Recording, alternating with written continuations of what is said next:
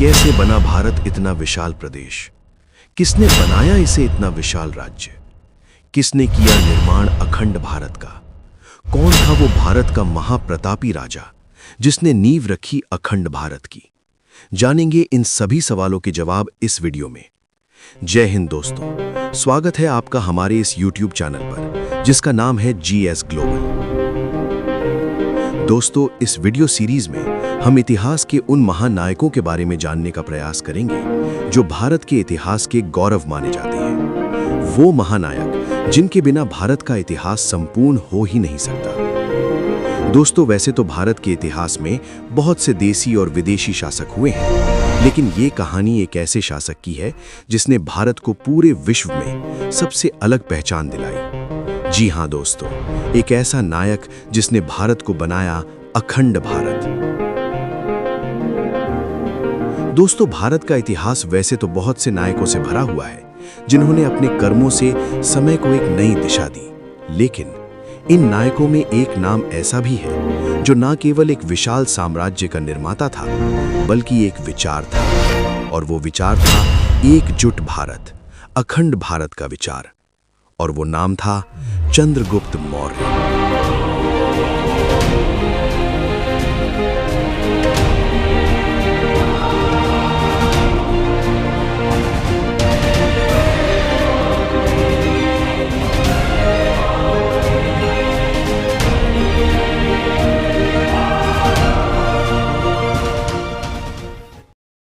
भारत लगभग 2200 साल पहले। ये कहानी उस समय की है जब भारत कई छोटे छोटे राज्यों में बटा हुआ था, और उनमें से एक राज्य था मगध, और इसी मगध राज्य में जन्म होता है चंद्रगुप्त मौर्य का। चंद्रगुप्त का जन्म सन 340 ईसा पूर्व मगध के एक छोटे से गांव पिटलीवन में हुआ था। वही मगध जो आज बिहार के नाम से जाना जाता है, वो मौर्य कुल का था। चंद्रगुप्त मौर्य के पिता का नाम चंद्रवर्धन और माता का नाम धर्मा था। जिस समय चंद्रगुप्त का जन्म हुआ उस समय मगध में नंद वंश का शासन था, और वहां का राजा था घनानंद। चंद्रगुप्त के जन्म के समय उसका परिवार बहुत गरीब था। वो एक गोपालक थे। बचपन में ही चंद्रगुप्त के पिता की मृत्यु हो गई। माता धर्मा ने बहुत ही कठिन परिस्थितियों में चंद्रगुप्त का पालन पोषण किया। ये वही समय था दोस्तों जब भारत अनेक छोटे छोटे राज्यों में बटा हुआ था, और वहां के राजा आपस में ही लड़ा करते थे। इसी समय मगध में नंद वंश का शासन था, जो अति विशाल, समृद्ध और संपन्न, परंतु जनता पर अत्याचार करने वाला एक क्रूर शासक था जिसका नाम था घनानंद। नंद वंश का शासक घनानंद अपनी विलासिता और कठोर कर नीतियों के लिए बहुत प्रसिद्ध था, और इसी पृष्ठभूमि पर चंद्रगुप्त का बचपन बीता। एक ऐसा बालक जो गरीबी में पला और बढ़ा हुआ, लेकिन उसके हृदय में एक सपना था, भारत को एक करने का सपना, जो भारत इस समय टुकड़ों में बिखरा हुआ था। समय का चक्र अपनी गति से घूमता रहा और चंद्रगुप्त अपनी मां की छत्र छाया में आगे बढ़ता रहा। आगे बढ़ते चंद्रगुप्त के जीवन में सबसे महत्वपूर्ण मोड़ तब आया जब उसकी मुलाकात मगध के सबसे बड़े विश्वविद्यालय तक्षशिला के एक महान आचार्य से होती है, और वो महान आचार्य थे चाणक्य। वही चाणक्य जिन्हें हम कौटिल्य और विष्णुगुप्त के नाम से भी जानते हैं। वे अत्यंत तेजस्वी, विद्वान और दूरदर्शी वाले महान आचार्य थे। ऐसा कहा जाता है कि जब राजा घनानंद ने भरी सभा में आचार्य चाणक्य का अपमान किया, तो चाणक्य ने उसी समय भरी सभा में एक प्रतिज्ञा ली कि जब तक मैं नंद वंश का अंत नहीं करूंगा तब तक अपनी शिखा नहीं बांधूंगा, और ये कहकर सभा से चले जाते हैं। उसी समय रास्ते में उनकी नजर एक ऐसे युवक पर पड़ी जो निडर, साहसी और बहुत बुद्धिमान था। वो युवक था चंद्रगुप्त मौर्य। चाणक्य ने उसको उसी क्षण पहचान लिया कि ये वही बालक है जो भारत के इतिहास को हमेशा के लिए बदल सकता है, और उसी समय चाणक्य ने चंद्रगुप्त से तक्षशिला चलने को कहा। 1000 पण देकर चाणक्य चंद्रगुप्त को अपने साथ ले आए, और चंद्रगुप्त आचार्य चाणक्य के साथ तक्षशिला आ गया।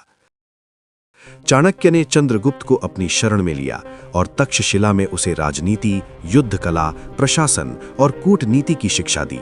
चाणक्य ने चंद्रगुप्त को सिखाया कि किसी राजा की शक्ति केवल उसकी सेना में नहीं बल्कि जनता के विश्वास में होती है, समय बीतता रहा और चंद्रगुप्त आचार्य चाणक्य के संरक्षण में प्रशिक्षण प्राप्त करता रहा। इस कठिन प्रशिक्षण के बाद चंद्रगुप्त ने भारतीय भूभाग को एक करने का संकल्प लिया। चंद्रगुप्त की दृष्टि एकदम साफ थी और वो थी भारत की धरती पर विदेशी आक्रमणों को रोकना और भारत को आंतरिक अराजकता से मुक्त कराना। इसी स्वप्न को अपने मन में संजोए वो अपनी एक छोटी सी सेना का निर्माण करता है और लगभग 305 ईसा पूर्व में वो अपने जीवन का प्रथम आक्रमण करता है पंजाब पर। पंजाब जिसका राजा था सेल्यूकस निकेटर, जो कि सिकंदर का सेनापति था। चंद्रगुप्त और सेल्यूकस निकेटर के बीच हुए इस युद्ध में सेल्यूकस हार जाता है और पंजाब पर चंद्रगुप्त का अधिकार हो जाता है। सेल्यूकस के पराजित हो जाने के बाद चंद्रगुप्त उसे 500 हाथी दान में दिए और पंजाब को हमेशा के लिए छोड़ देने को कहा। बदले में सेल्यूकस ने अपनी बेटी कर्नेलिया यानी हेलेना का विवाह चंद्रगुप्त से कर देता है। सेल्यूकस ने मेगास्थनीज नाम के एक राजदूत को भी चंद्रगुप्त दरबार में भेजा था। युद्ध की ये घटना दर्शाती है कि चंद्रगुप्त की राजनीतिक समझ और राजनीतिक दृष्टि कितनी शानदार थी। वो न केवल एक योद्धा था बल्कि एक कुशल कूटनीतिज्ञ भी था। बढ़ते समय के साथ चंद्रगुप्त ने अपने शासन प्रशासन को और बढ़ाया। अखंड भारत का इतना विशाल साम्राज्य इसके पहले कभी नहीं देखा गया। पूर्व में बंगाल से लेकर पश्चिम में अफगानिस्तान तक, उत्तर में हिमालय से लेकर दक्षिण में कर्नाटक तक भारत का विस्तार हुआ। चंद्रगुप्त मौर्य के शासनकाल में व्यापार, कृषि, सिंचाई, सड़क और विदेशी संबंधों का बहुत विकास हुआ। जनता समृद्ध और सुरक्षित थी। अधिकारियों का कठोर अनुशासन था और गुप्तचर तंत्र पूरे राज्य पर नजर रखते थे। कई वर्षों तक एक कुशल शासन करने के बाद चंद्रगुप्त ने अपनी सत्ता अपने पुत्र बिंदुसार को सौंप दी और आध्यात्मिक पथ पर चल पड़े। उन्होंने जैन धर्म को अपनाया, आचार्य भद्रबाहु को अपना गुरु बनाया और उनके साथ दक्षिण भारत में कर्नाटक के श्रवणबेलगोला चले जाते हैं। यहाँ पर चंद्रगुप्त ने तपस्या किया और संधारा के माध्यम से अपने देह का त्याग कर आत्मा की मुक्ति का मार्ग चुना। यहाँ पर लगभग 298 ईसा पूर्व उनका देहांत हुआ, परंतु उनका नाम भारत के इतिहास में हमेशा के लिए अमर हो गया। एक ऐसे महान प्रतापी राजा के रूप में जिसने भारत को पहली बार एक सूत्र में पिरोया और अपने विचारों को धरातल पर साक्षात किया। दोस्तों, चंद्रगुप्त की विरासत केवल उनका साम्राज्य ही नहीं था, बल्कि ये उनकी दृष्टि थी, एक सशक्त, एकजुट और आत्मनिर्भर भारत की। चंद्रगुप्त ने अपने शासन में वो नींव रखी जिस पर आगे चलकर उसके पोते अशोक ने अहिंसा और धर्म की नींव पर संपूर्ण विश्व को शांति की एक नई दिशा दी।